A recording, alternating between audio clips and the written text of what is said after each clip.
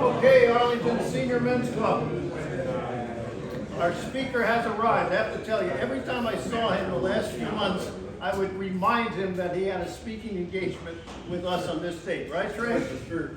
Okay, Ron asked, I normally don't do these bios, but I'm gonna do it this time.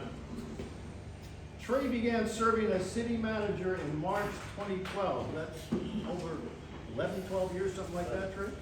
He's got 36 years of public service and is the chief executive officer of the municipal corporation of 2,899 employees with an annual operating capital budget of $822 million and $2.9 billion, about $9 per person in the U.S.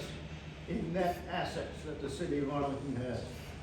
He's been working for Arlington since 1993. He's been a deputy city manager since 2006. Graduated from UTA in 1988, yay, with a bachelor's degree in political science, public administration, and he was also student congress president in 1987 and 1988. Ladies and gentlemen, our city manager, Trey Yelverton. Thank you.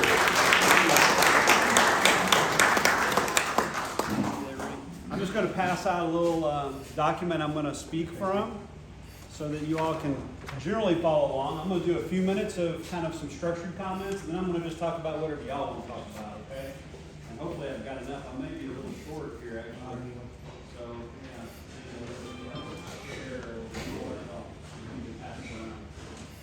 So, thank you for the opportunity to speak. And yes, it's true. Every time I ran in to him, he was like, "You're going to be there, right?" "Yep, I'm there." And honestly, I didn't think I was coming in a little bit late. They told me I was going to be on at 12, so you got through your business a little sooner than I thought. But I wanted to talk about first. I'm going to take this back from you, Reed, because I do need to know economic development in town, because I know it's kind of a hot topic, right? And then I'm going to talk about whatever y'all want to talk about. So the hot topic of economic development is very structured around one key thing, and it is, how do we provide public services for you all, right, and your neighbors? How do we make sure that we have the police officers and firefighters that are available? How do we fix your 911 calls? How do we get to the potholes? How do we keep the street lights on for you? And the way we do that is we have to grow the economy. Or we could just ask you for it, right? We could just ask you for it as the expenses grow. And I don't think you want us to do that. So instead, you'd rather us grow the economy so that other people are investing in this community and bringing new dollars here instead of your dollars here, right? That's the goal. So as those dollars come, we're able to reinvest in the public services that you all expect us to be able to provide, right? So how we do that is a couple of things. But first, I want to make sure you know kind of the big picture. And the big picture is this strategic plan that was identified with some assistance from a consultant in 2022. Expert out of Austin came up. They worked with us as we established our new Economic Development Corporation in partnership with the City Council, who had a previous strategic plan in place, and we refreshed it and updated it, given this new opportunity that voters had put before us about the quarter-cent sales tax. So we said, okay, if we're going to have resources to invest, to grow the economy so that we can spend and invest on public services, what do we need to do? What do we need to do? And this framework here is what they suggested we do, and we've adopted this through the City Council with some guiding principles there on the left-hand side of page 1. Number 1, being globally connected. And that's changing a little bit in kind of a post-COVID world where it used to be truly a global economy, and I still think it is. But there are going to be some onshoring or reshoring of activities into the United States that have gone international. So, but at that point, we still need to make sure that as we're paying attention to relationships, it's a global economy. I could take you all around town and introduce you to companies that are from Europe, that are from Mexico, that have Asian roots. So we have to make sure that we're connecting and staying relevant in the globally connected environment. We also want to make sure that we have a vibrant community. Place where organizations like you care about the community, and you're creating energy and enthusiasm and work for what needs to be done, because guess what? People have choices about where they want to be. GM has a choice about whether or not to invest in this plant or to go do something different. And you all have a choice about whether or not you live in Arlington or Mansfield or Fort Worth or Dallas.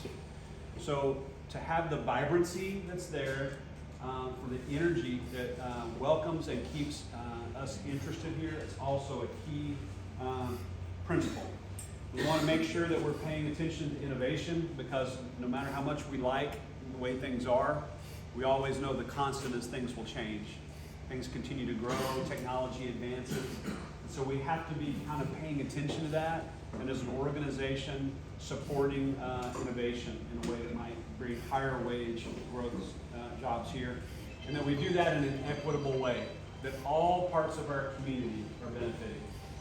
Not just the downtown core, not just the west side, south side, whatever, but all the folks in our American Dream City can see themselves, and they can see their role, they can see their business, they can see themselves participating in this economy, right? So those are some of the principles that are there. We look at our goals. There's several key things that are there. The top three that we've got identified here are competitive positioning. It's a dog-eat-dog world out there.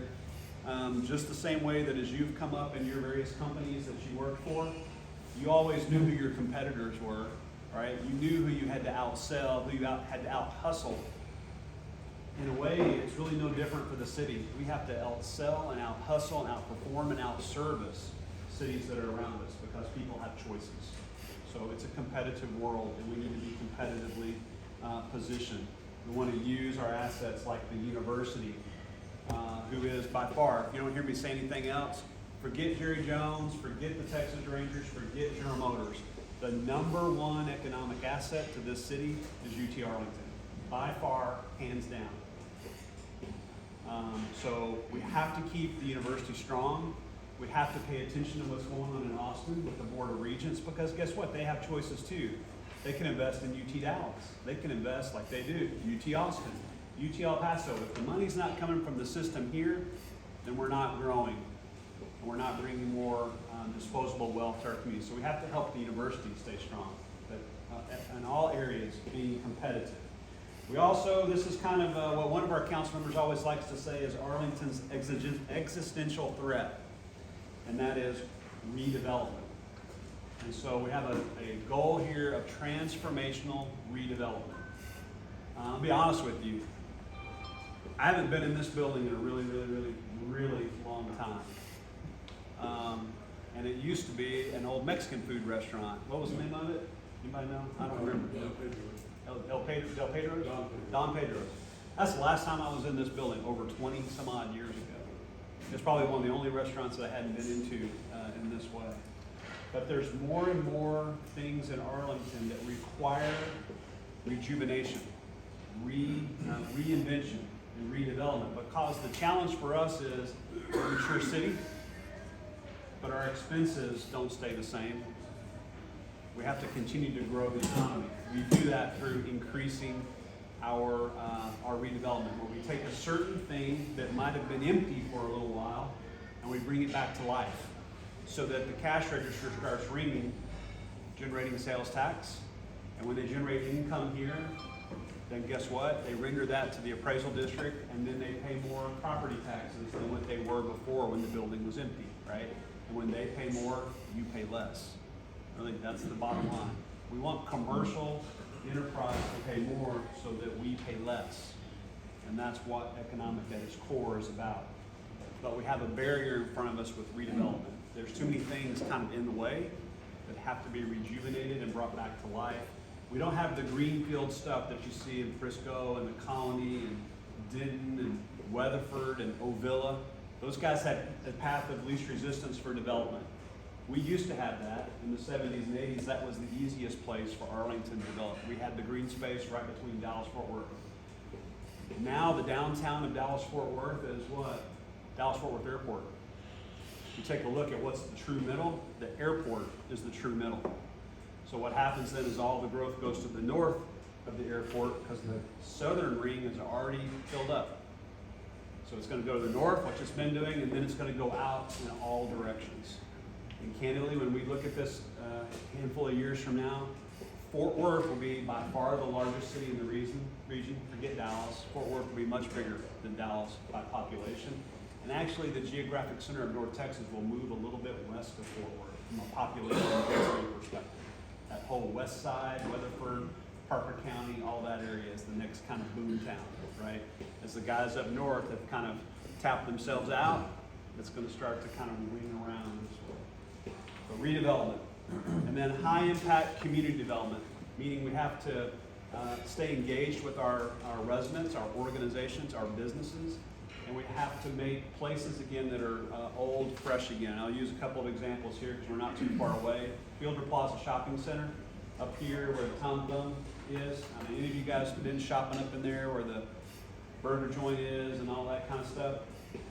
They came to us a few years ago and they said, hey, Tom Thumb's moving out. They can't afford to stay there anymore. Unless we can work a deal to rejuvenate the shopping center and keep them and all that. And we said, well, okay, well that's interesting, but you truly have to rejuvenate the shopping center. It can't just be keep Tom Thumb and take resources from the city, but we had to put in all new LED lighting. We had to put a new parking lot in. We had to make sure that new storefronts were there for the whole place. And we partnered with a guy named Herb Weitzman. You've probably seen his signs all over town, big retail developer in the region. He did 2/3 of it, we did 1/3 of it, and we lifted that shopping center up from being a downward spiral type place. We're working with a company over here on Town North Shopping Center across from the hospital. Oldest shopping center in town, built in the late 50s. Getting their rejuvenation. Similar kind of situation. They came forward looking for some partnership. They're doing 2/3 of it. We're going to do 1/3 of it to lift up the place, to make it vibrant again, and a place that folks like you guys want to go hang out and have your meetings at because it feels clean, safe, updated, and those kinds of things. So these are some of the goals, kind of at a high level, that we're paying attention to. Paying attention to growth and from a business perspective, in industrial type work. We have some real strength in aerospace and defense, like Bell, for example, one of our airport companies. Transportation and logistics, all the companies out in the Great Southwest. Paying attention to our institutions, like the university that I alluded to before. Hospitality is clearly a strength of ours. Out of the entertainment district, hotels, convention business. I get this question a lot, haven't we done enough over there? The answer to that's no, we haven't done enough. Because what's going on here is when you do something in the economy, if we've got any economists in here, you can fundamentally do three things. You can either import wealth, export wealth, or recirculate the wealth in your community. The highest margin business for us is to import wealth. Tourism is importing wealth to our community, letting people stay and spend. They don't drain services that much, and then they leave. And then some other guys come and do it. Rinse, repeat, rinse, repeat. So our challenge out there, the good news is we've got plenty of business, and our business is full when we're out there. Somebody asked me this during the Super Bowl a decade ago. What do you think about Fort Worth, Dallas, Irving, Grapevine making all this money off the event that's in Arlington? You know, like they were wanting us to badmouth all those other cities. Like, it's great. You know, it's more the merrier. We make all of our money, they make all their money, right? The bad news for us is my cup was full with what I could do, and I needed a bigger cup. And what we're building out in their area with more facilities and more hotels is a bigger cup. So we capture the economic impact here and don't leak it out to the other areas. We've made those investments. We want to monetize them and keep all the dollars here as best we can. The ultimate buy local, shop local, force the payments and business local. So we need to maintain our strength, because going back to that competitive world, there's not a day that goes by that there's not another city in the country, let alone North Texas, that's trying to get a piece of the action that we've created here. Concerts, events, practices, whatever. Fort Worth wants this, Dallas wants that, Frisco wants this, Irving wants that, Mansfield wants this. They're all after that piece that we've tried to get that captured piece. And now it's like California wants this, New York wants that, Las Vegas wants this. We're strong at what we do, and you have to deal from a place of strength, so protect our strength. which means we have to make sure we're staying healthy there. So it's a thing that we have to double down on and protect, lest we find ourselves not where we want to be down the road, not getting the return on our investment that we're after. So on the back side, I'll give you a little bit. I want to point to the bottom of this chart, because we have a bunch of different funding areas that our EDC has helped us create, which is great. But at the end of the day, what we're trying to pay attention to is the workflow, or what I call the pipeline of projects that are coming through. And I really can use everybody's help in this way. This isn't kind of rocket science. It's also not totally top secret. I think of it like working for the CIA. Is if you talk to people, they'll tell you things you're not supposed to know, right? They'll tell you that I'm thinking about moving to Fort Worth, and I'm not supposed to know that. But then I can go to work on that because I've heard that rumor, and I can prevent that from happening. Or they'll tell you so-and-so's in the market, and we can go after that and try to bring them to Arlington. But when we do, our little machine starts on the left, and we try to identify the leads and our contacts.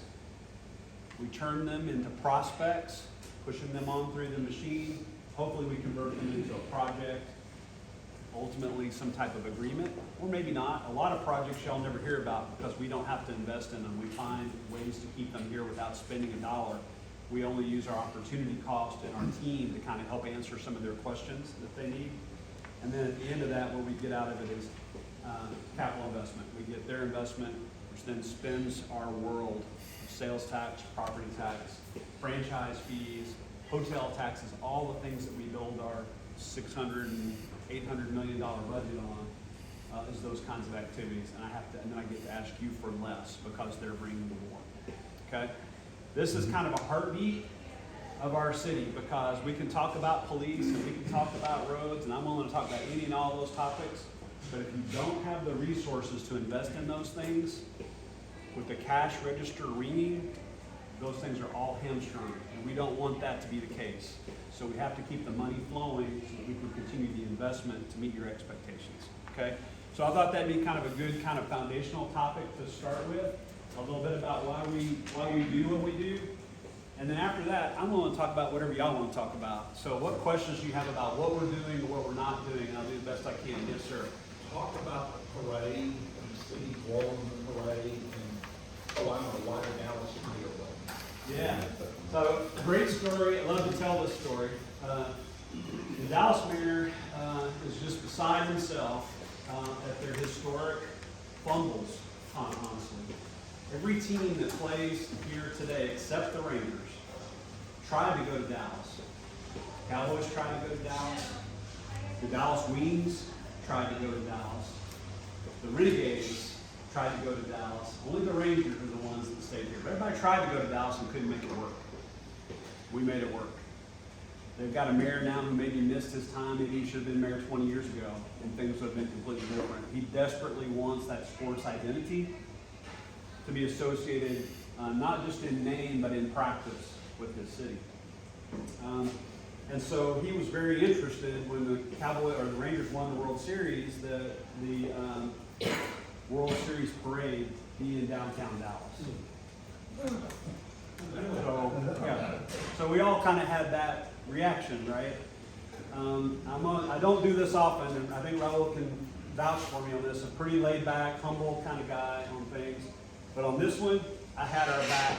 I had our back on this because I dealt with this in 2010 and 11 when the Rangers were really good, and we were thinking, well, what are we going to do with the parade? And the same kind of discussion was going on. Well, we're thinking about having the parade start in Dallas, and then we'll go to Fort Worth, and then we'll come to Arlington. I'm like, well, there won't be any parade left if that's what you do, right? Good, bad, and different, we didn't have to worry about that at that time. But when we did the new ballpark deal, because of the experience that I had in 10 and 11, put a little unknown clause in there, I don't know, paragraph whatever, 9, section H1 or whatever, that says, all postseason celebrations will be in Arlington. So not a debate that even had to be made. And currently, the current ownership has been great. How are we going to plan this out? So the way it planned out, thankfully, Chuck Morgan did most of the coordination in that way, from speaking and all that kind of stuff. We handled kind of what we do best, which is the public safety side. So our police chief and fire chief worked in collaboration with the team on the barricading of the areas and kind of defining the route, which might seem to be the safest and best from a viewing perspective. And also one that takes care of the team, right? Because you have to, these guys, you think about it, they played 6 months, all summer. And now they're a month overtime, right? So these guys are worn out. And they're ready to go home, they're ready to go on vacation. So what happens, and one of the reasons why the date of the parade fell what it is, because you've got 48 hours after that last game before these guys are all gone to the wind. And if you want to parade with them there, you got to have it in 48 hours. So one day after is too quick. Second day we can make it work. Second day kind of fell on the Friday. It's a beautiful Chamber of Commerce day. And we just coordinated with the route so that they could come out of that, what's called Lot A, just immediately west of the new ballpark. So they could start and end there so the players could come out of the stadium, do the loop, and then end in the stadium, and then go to the north side on the plaza and have the program. So it was really kind of a very well-coordinated thing there. So our job was really public safety. And then they secured all those Toyota trucks, which is a sponsorship deal to put their players in. We put a few other, folks in there that worked really hard historically. The Rangers Hall of Famers, our city council participated in that and such. And then everybody went on their way. I do think the estimates that I've heard, just so you know, I think the estimates out there, those numbers are really kind of high, I believe. I would stick to the lower end, although I don't have a hard way to say, yeah, it was $500,000 or whatever, but I think 400,000 is probably a good number. 7 feels like a stretch. Feels like a stretch to me, but we can't really prove it because it's not a ticketed event. But it was a great experience, truly a dream come true for the city. Going back to Mayor Vandergrift's days of dreaming the big dream, what could happen here in little Arlington, Texas, and kind of over our dead body would that celebration start in Dallas. So it is going to be here. It will always be here in the future. It's a contractual commitment. And we just hope now they win a bunch in a row. We'll see what we can do. Y'all did great. Thank you. Thank you. We did, yeah, and y'all did great. Nobody flipping cars over and lighting them on fire. Yes, sir. Those people are Dallas. Different party. Yes, sir. I've been talking to a couple of people that are influential, but trying to remain low key about putting in a commuter airline from the Arlington airport to DFW. Has anything like that reached your ears? Yeah, so not exactly. I can give you a variation of that. So should there be a commuter airline somehow between our airport and DFW airport? And not exactly, but I will tell you about something that we recently announced. It's not an airline, but it's called a eVTOL, an electric vehicle takeoff and landing. It's a gussied up helicopter with electric technology. And you can have essentially what would be called today, it's a highfalutin term called a vertiport. It's a heliport, but with electric technology. So using like the tilt rotor technology that Bell has, or some of these kind of, you see drones that your grandkid might fly around, with a camera on it, just scale that up a few hundred times and we're the camera, or a payload of 5 or 6 people, or the camera in the drone. So I do expect that we'll have some kind of connectivity between our airport and DFW, but it won't be in an airline per se, but it would be more in this kind of eVTOL shuttle system. And we have a partnership with a group called Overair that has a vehicle that they've established, and we're collaborating with them at our airport so that we can hopefully use their technology to be not just based here, but actually without the region. You'll have a number of these nodes, and they'll all want to go kind of to and from places, whether the venues or the airport, and kind of hop around. But it lets you have a bigger vehicle than a typical helicopter, and it's all electronic, battery charged kinds of things. So we're working on that, but not a pure airline play. Yes, sir. Thank you very much for your leadership, Trey. I'm a 35-year resident of very northeast Arlington, so 360, and something that takes away from America's dream city for us is the overbuilt apartments and the associated crime. So trying to stay positive, how can we as citizens work with the police and other public services to help make it a dream city? Yeah, okay, so, overbuilt apartments in North Arlington and kind of crime, and how do we engage in that process? Many of you might have met Chief Kunkel back in the years when he served as our police chief, and he taught me something a long time ago that has always stuck with me. And his question to me was, where did I think the safest place in town was, like on a per capita type basis, a ratio? And I told him I didn't really know. And at the time, one of the biggest, busiest places we had was the Parks Mall. He said, the Parks Mall is the safest place on a per capita space. And then he asked me, rhetorically, secondarily, where do I think the most crime occurs? I said, I don't know. He said, the Parks Mall. So it's the most activity, but it's also the most people. And the lesson out of that is, where people are, crimes happen. When there's more people, more crimes happen. It scales up and down, kind of based on density. What we have in North Arlington is that density, that congregation of folks that are there that create opportunities of crime, right? And so our police department is very engaged in that way.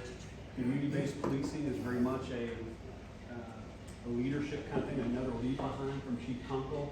Chief Bowman doubled down on that. We've continued it. We're one of the leading community-based policing agencies in the country. What that means is, policing is everybody's job. It's not just the police department's job or the city's job. Kind of along the lines of your question, what can we do? That you can be an engaged citizen with your police department.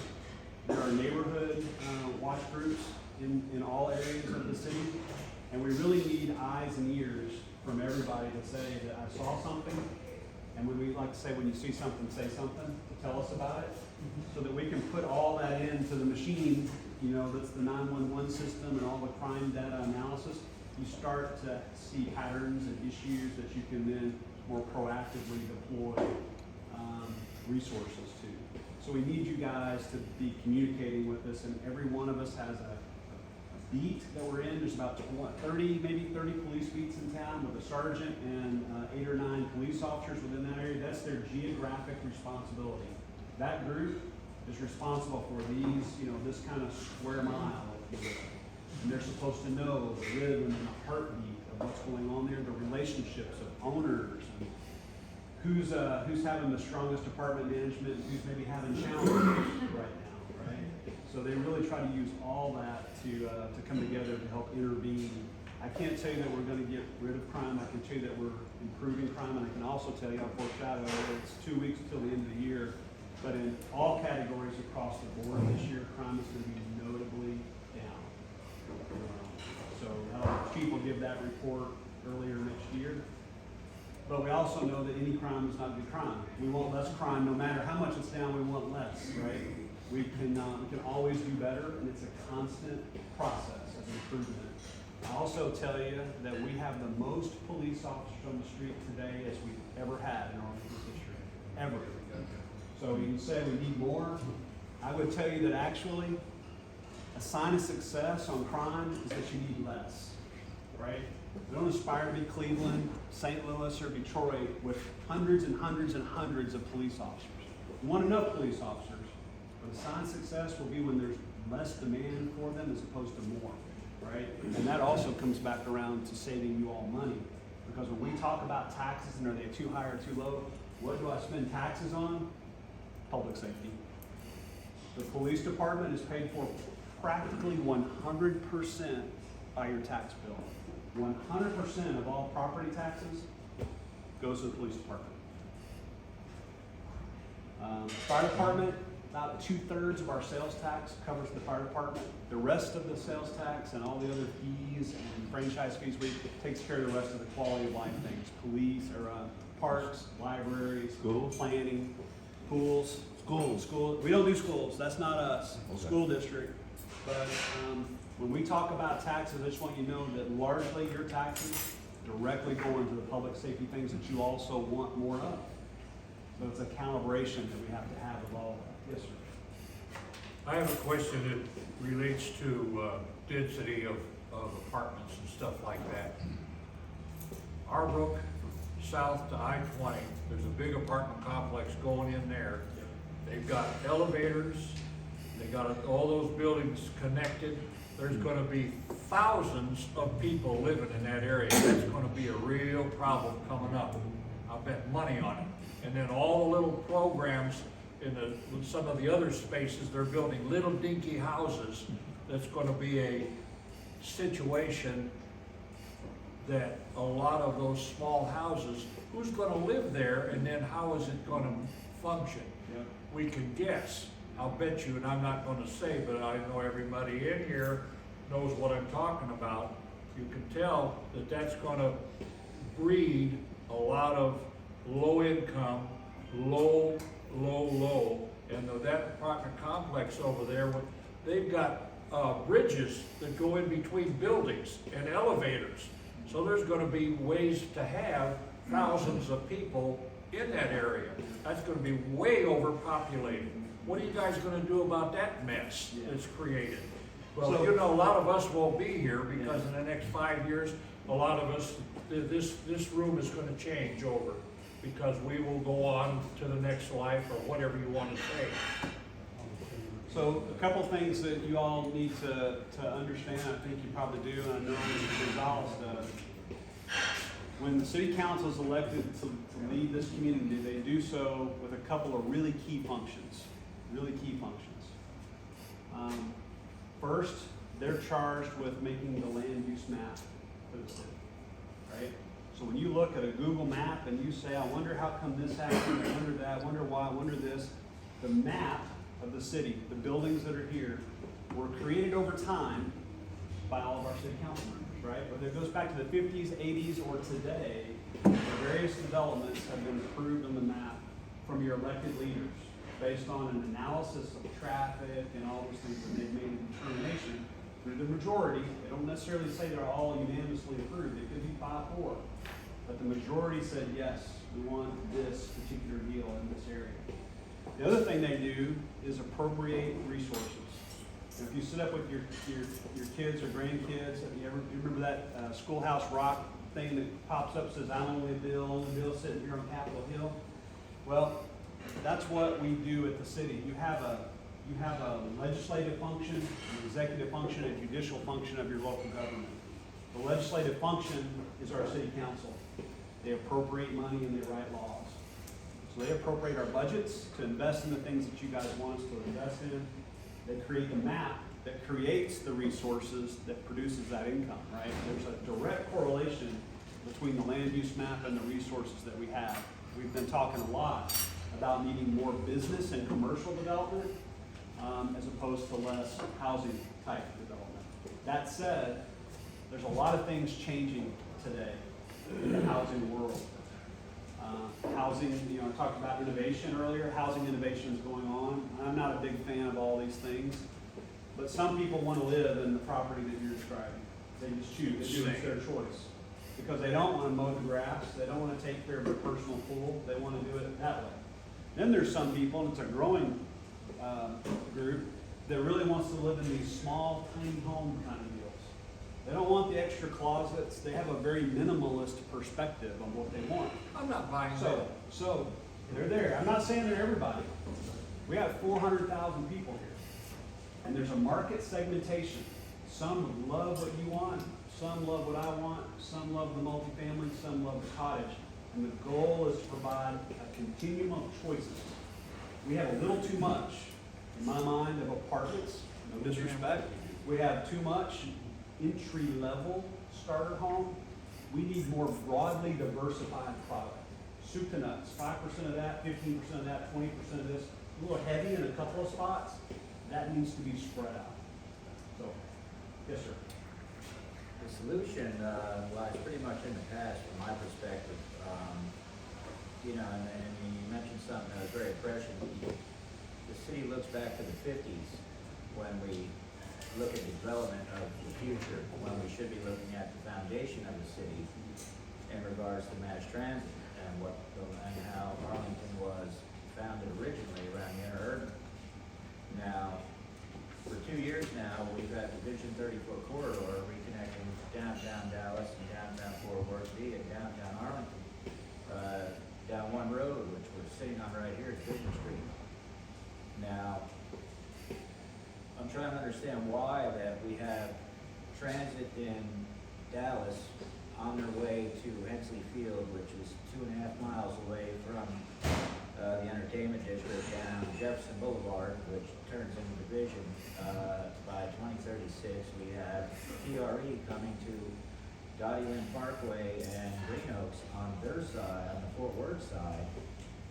But we still can't get a discussion in Arlington about the restoration of mass transit, which is movement, connectivity, and that's people coming in by the thousands, spending money and getting back on the train and leaving and not sitting in parking lots for 3.5 hours for the World Series, as great as it was.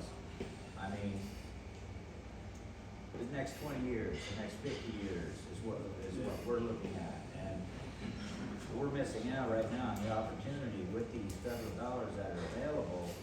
This project alone can be funded up to 80% easily by the federal government and public-private projects. So transportation question more broadly, and I want to make a couple of points here.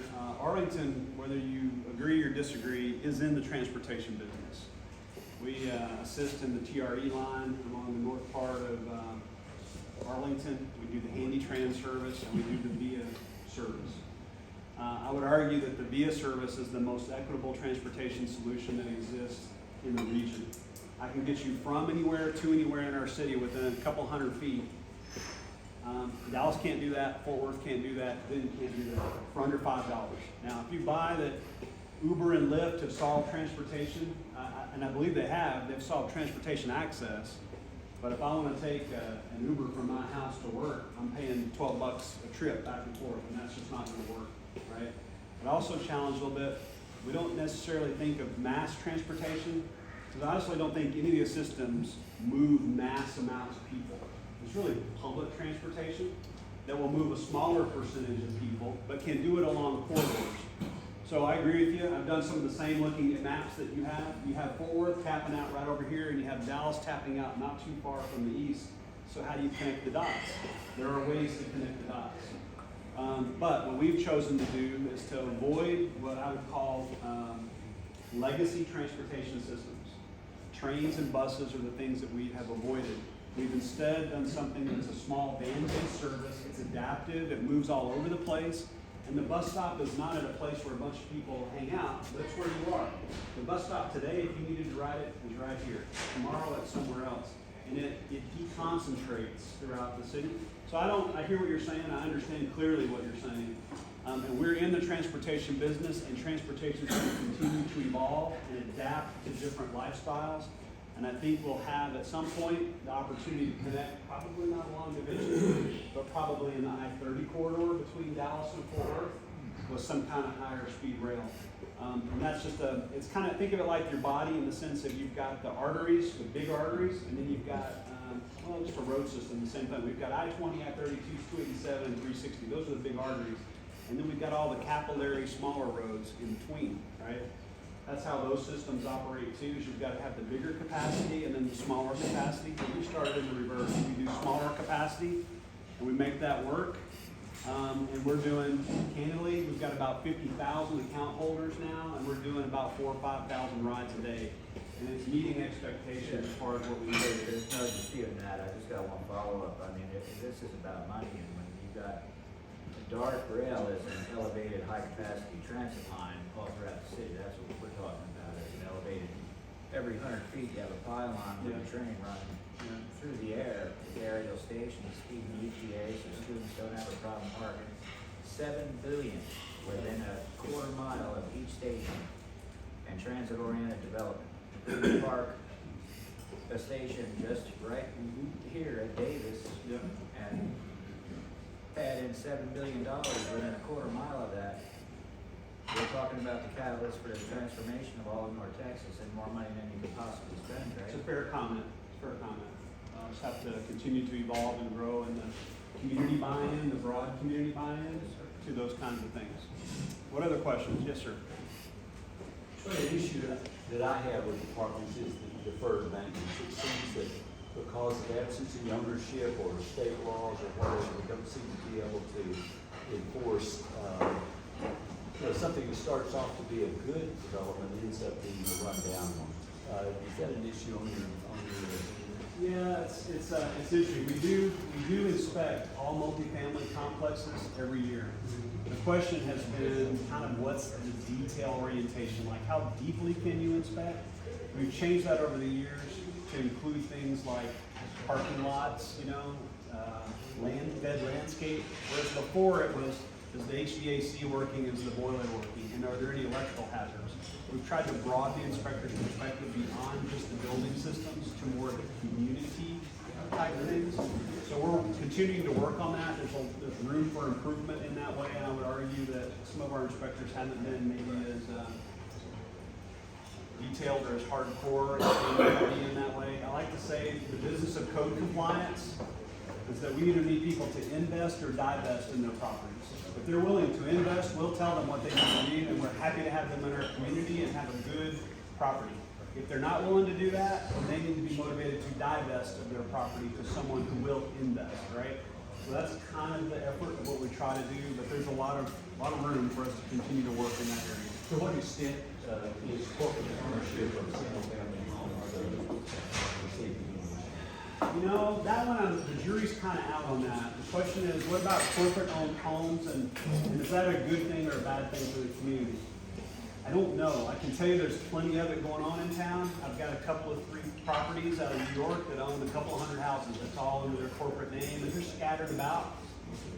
I can't necessarily draw a nexus between poor code compliance stuff there yet, but I think it's something to watch and to be worried about, pay attention to, because the churn in the neighborhood is something that worries me, because when I talked earlier about eyes and ears and talking about it, well, when y'all know each other, you know what the rhythm and the pattern is, and you're able to observe when something's different. But when every day it's completely different, you can't see the pattern, and you don't know that something's different. So we have to monitor that. One thing that I have noticed, and if you're interested, you might check this out. We worked hard the last couple of years with the council on short-term rentals, which is a different form of corporate ownership. And I think we've got a good ordinance there that works. It's passed the court test, and it's one of the few. We've had several other cities in the region haven't passed the court test. And largely what it says is you can do that in an area around the stadium venue complex, and you can do it in multifamily zone areas, which opens it up to the rest of the city. But what I've observed in the area over by the stadiums is some neighborhoods that had kind of run down a little bit. You're seeing new investment, and you can drive down those streets and you can see that's an STR, that's an STR, and from the curb, they look gorgeous. They really do. There's been some significant investment that's been made over there. But that's someone who's in it for kind of a routine practice. When you're out in the middle of the neighborhood, kind of in the center part of town, I'm not sure that argument works quite as well, which is why the council prioritized it to the entertainment area and the family zoning. That one I'm actually pretty optimistic about the impact, but the other corporate ownership, I'm not sure yet.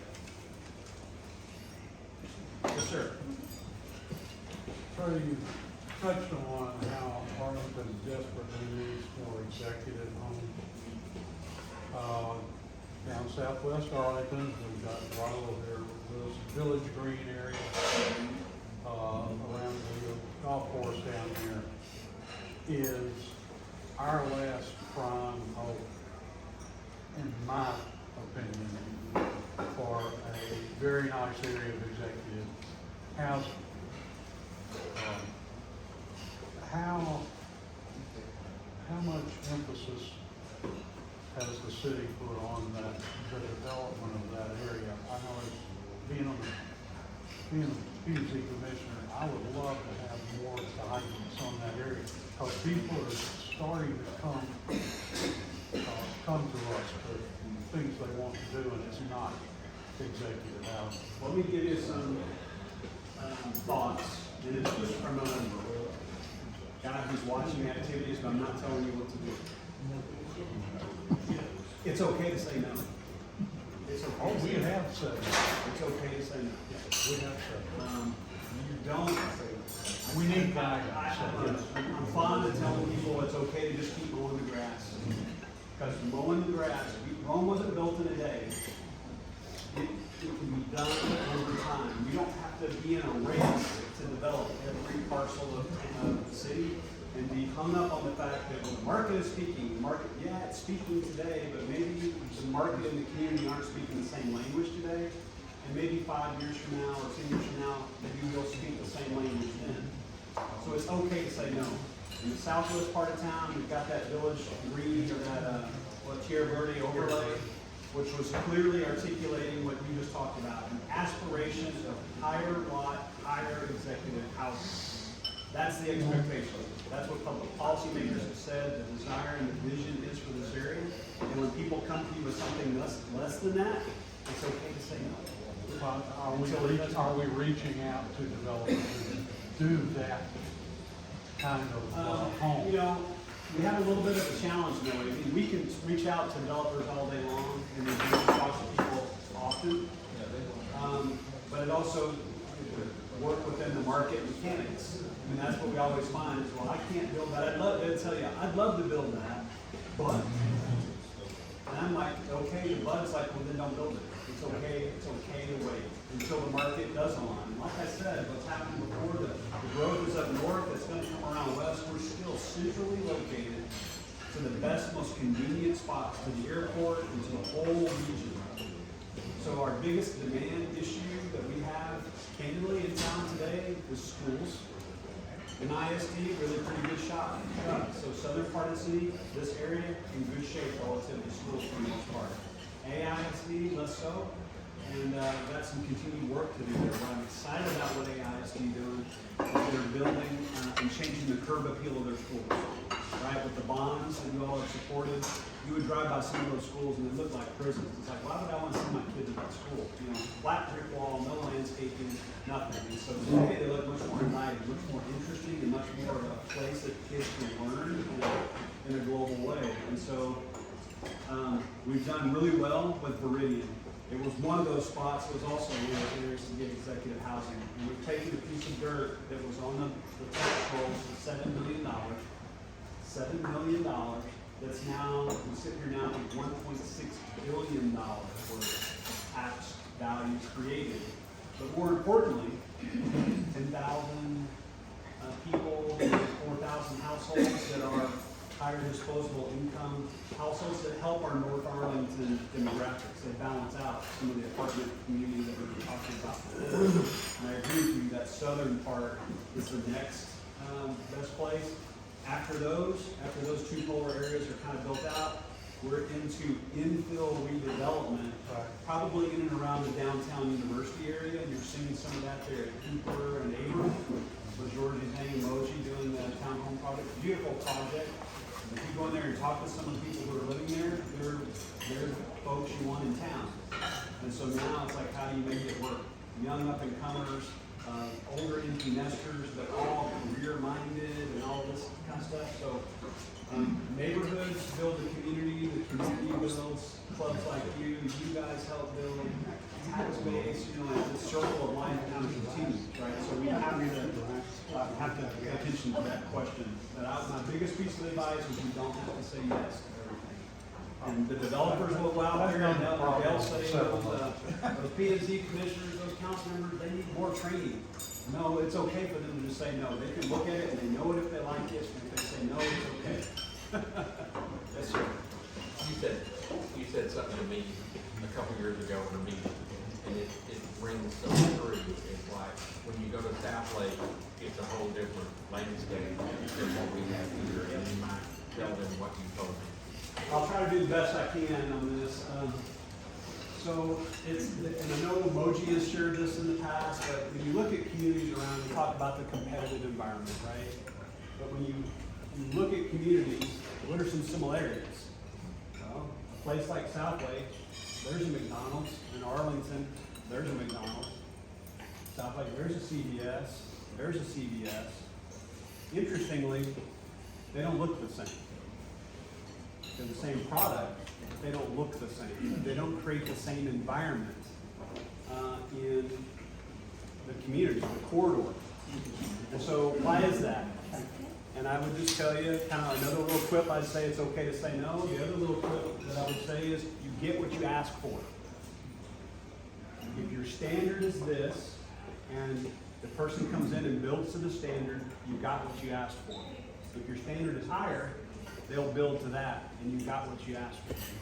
It's an easy compare and contrast. You can go to Mansfield, you can go to Grand Prairie, you can go to South Lake and see similar developments that aren't similar. And you get what you ask for. The market won't drive those amenities just because you're trying to save money to pocket the money. You have to embed some costs, which is a little bit anti-development friendly, but it's community friendly. It's community development friendly to that experience of what you're trying to create. So you get a lot of pushback on that. We do. We do. There's no doubt about it. So there's a balance that has to be achieved in this. And that's, we've always been very pro-development, and that's a good thing. But I'd also say sometimes too much of a good thing can become a bad thing if it's not metered and measured and balanced. And I know what people want is quality amenities and services. They want it to feel clean and fresh and taken care of. But it starts with kind of the expectations of what the minimum requirements are, and you get what you ask for. I would also tell you though, things are changing a bit, and I'm sure you're familiar with this, Randy, but state law has been changing on us in this way, in an adverse way for local communities. Because now the city is prohibited from talking about building materials.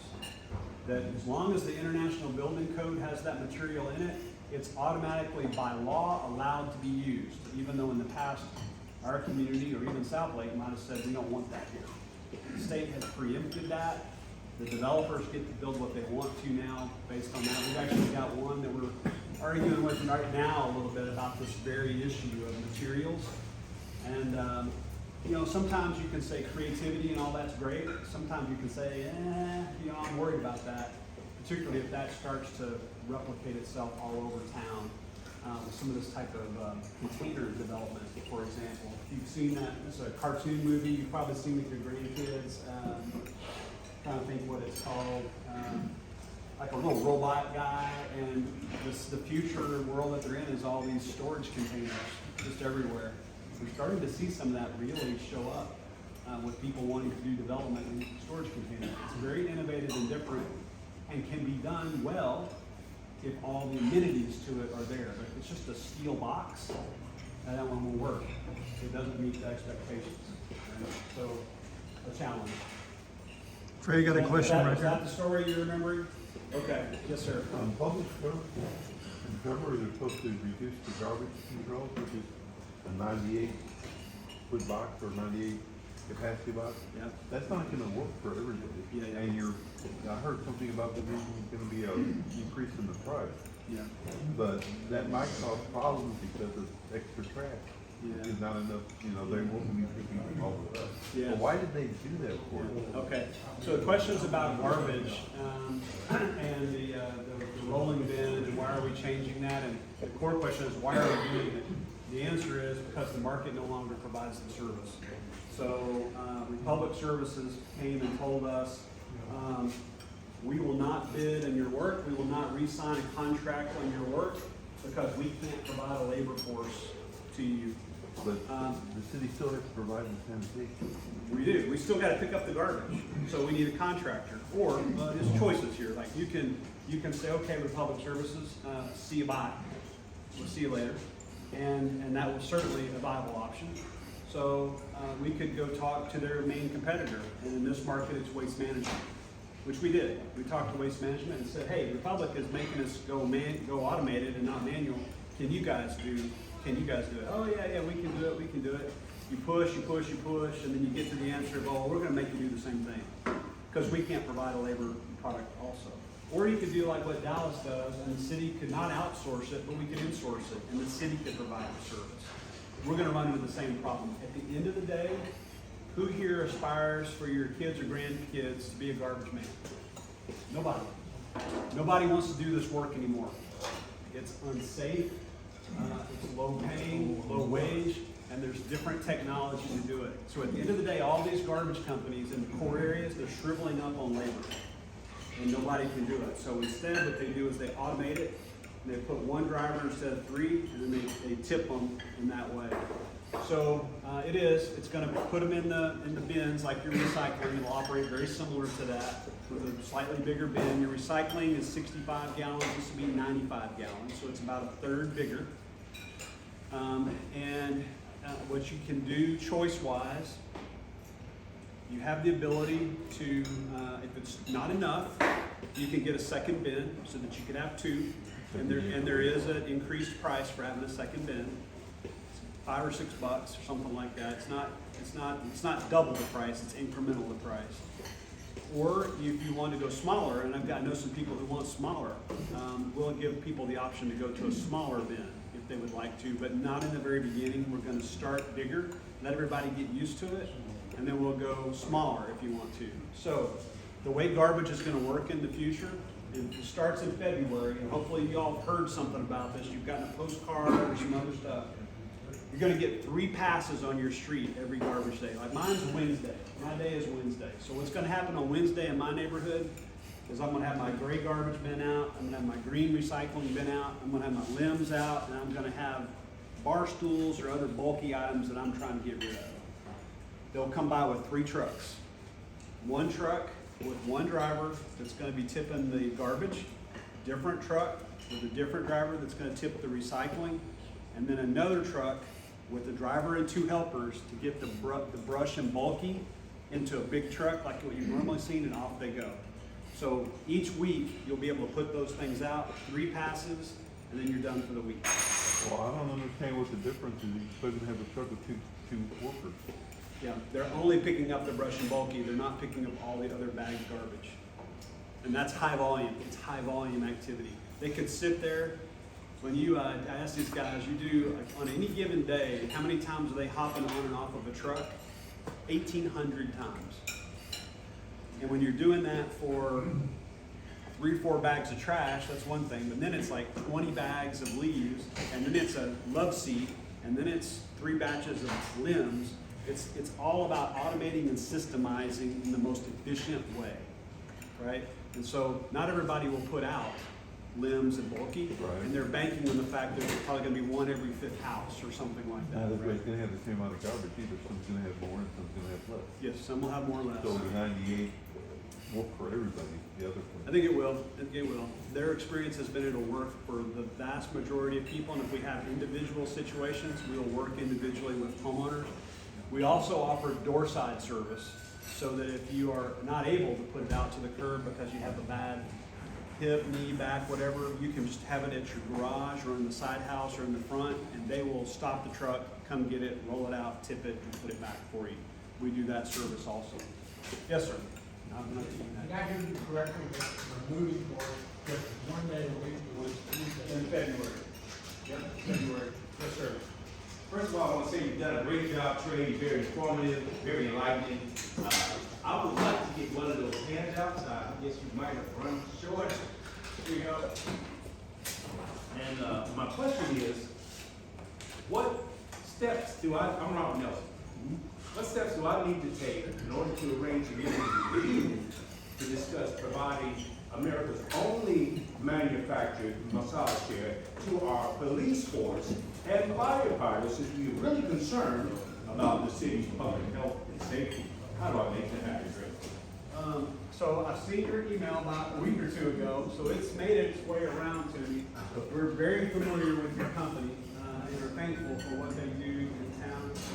What I'll probably do, you call our lady who works with me named Donna King. We'll probably get you to one of our deputy city managers who works with police or fire. Y'all can explore what those things look like.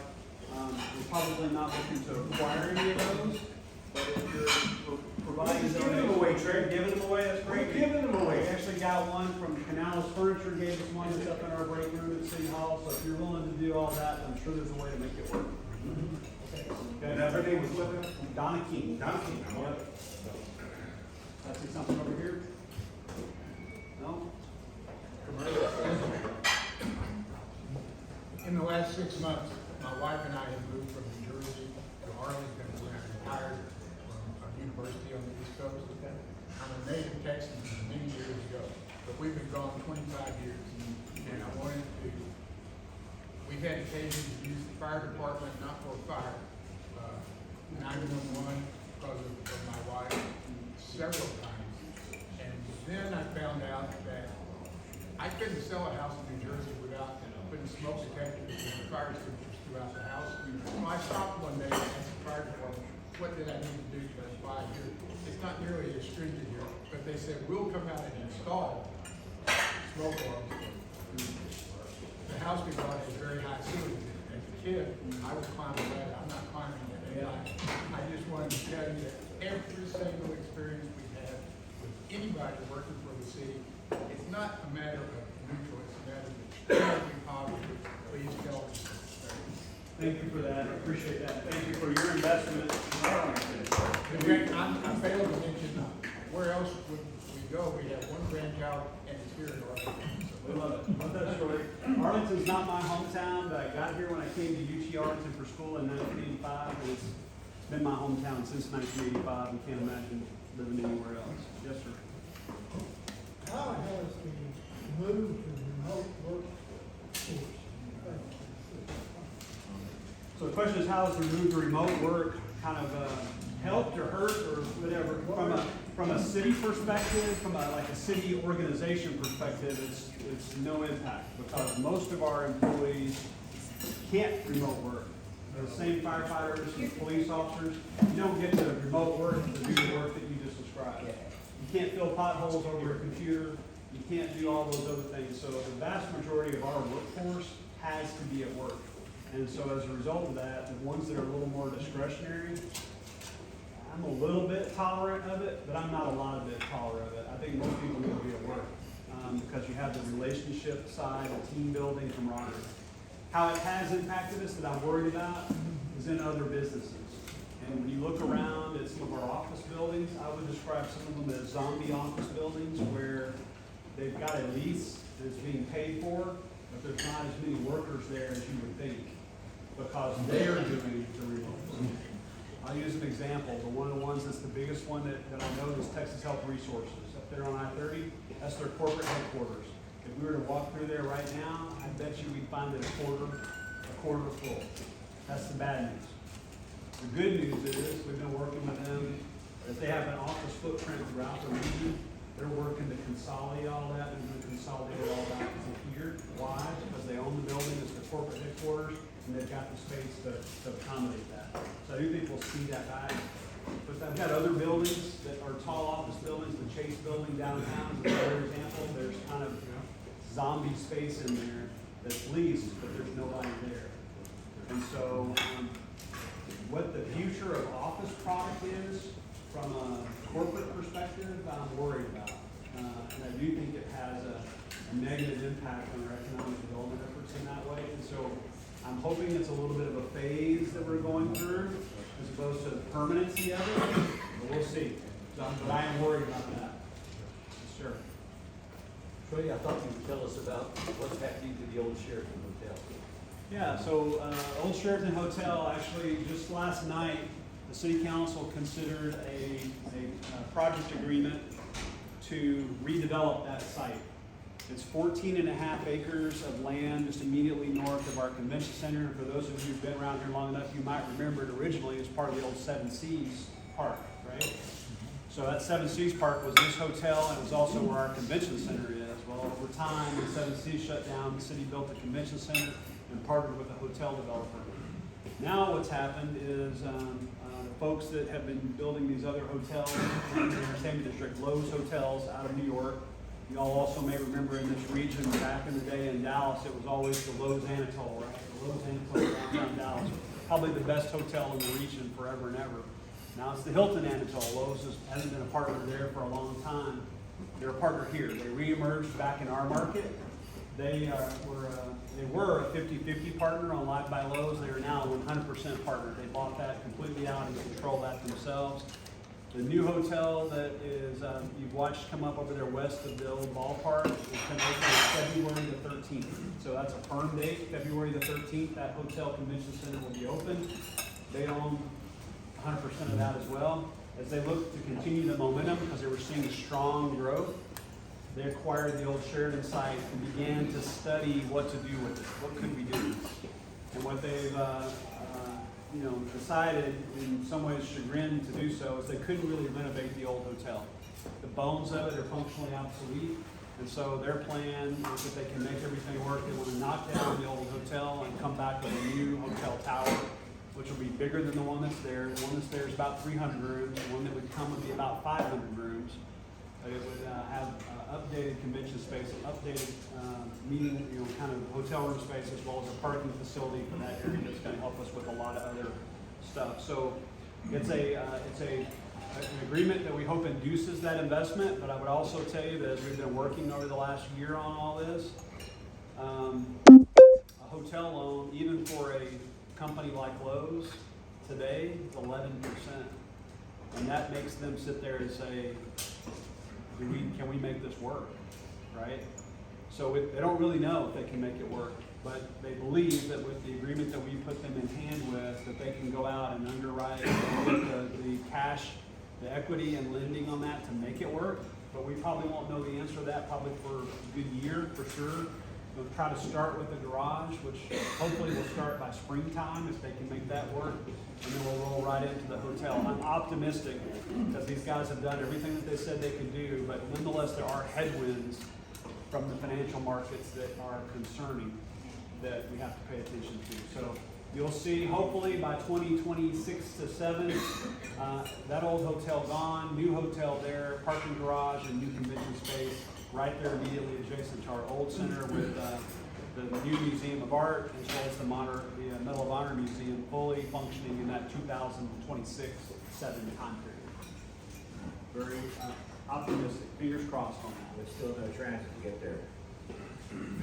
Yeah, still the transit you got today to get there. I understand, I got you. Yes, sir. I've always wondered when that big complex went in with all the rails and all that stuff in that area, why didn't they run a rail all the way out to the airport? They could have put one bridge over the Trinity, and then they could have hooked it right into the airport. Yeah. You know what I'm talking about? Over the old, what's it called, Mopac? Is that right? But through the Great Southwest. Yeah, Great Southwest, right. Yeah, no, absolutely. That's been something we've talked about, and I don't think that's off the chart of being possible, because yes, you just take that bridge and go over the river, and then you renew the tracks through the industrial part. Exactly. And then you're right there. It's not direct. You got to do a little bit of this kind of stuff, but you get there. Well, you got a bridge over 360, and you got another bridge in Viaduct over Highway 80. Am I correct? And then with all of our quote-unquote entertainment we have here, the football stadium and everything else, we're losing out on all those people that way up north in south, way up north where Jerry's got his new stuff. Why we wouldn't have done that already, run that track, and then you talked about someone mentioned something about the airport, the Arlington airport. It's too close to the major airport to have any kind of commuter because it would cost too much for that kind of transportation. How many people would pay to take a helicopter from there to the airport? How many?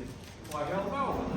That's going to be gas and everything else. People who are commercial aviation flyers already, the pilots and the support people, Yeah. so that they don't have to drive up and down the commons. They're going to hop nowhere and just get right there that much quicker. That's what it's going to be. There's a market for it, but it's niche. Yeah. That's All what right, it is. Trey, it's 1 o'clock. Let's keep going. Keep going. Who wants to keep going, guys? I'll take one or two more. If you guys got one or two more, then I'll get out of your hair. How we initiate a study of it? That's down the road. That's a down the road thing.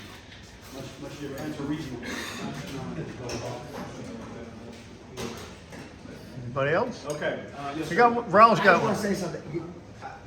Being on council, I knew we had a good city manager, but I'm just telling you, I'm not kissing his butt. He's one of the best in the country. He's being sought out by many, many cities. He's very smart. He loves his community. Everybody that he speaks to, from GM to the Rangers to the Cowboys, they respect him. The Lowe's family, the Tisch family, they respect him, and he has a lot of pull throughout the country. And I just want you to realize he's the guy that we meet in Arlington. He's done a fabulous job. So thank you, Trey. All right. thank you all for your interest in this topic and for interest in serving your community the way that you do and staying educated about stuff. It's important because we don't do it all in a vacuum. We do it through you all. And these guys know where to find me. If something comes up at your meeting in the future times, you need to ask me a question, just let me know. I'll be happy to answer that. So y'all take care and have a great weekend. You got it, sir. We give an honorarium to the charity of your choice. All right, how about 11 million? Got it? All right, I'll take that. All right. Okay.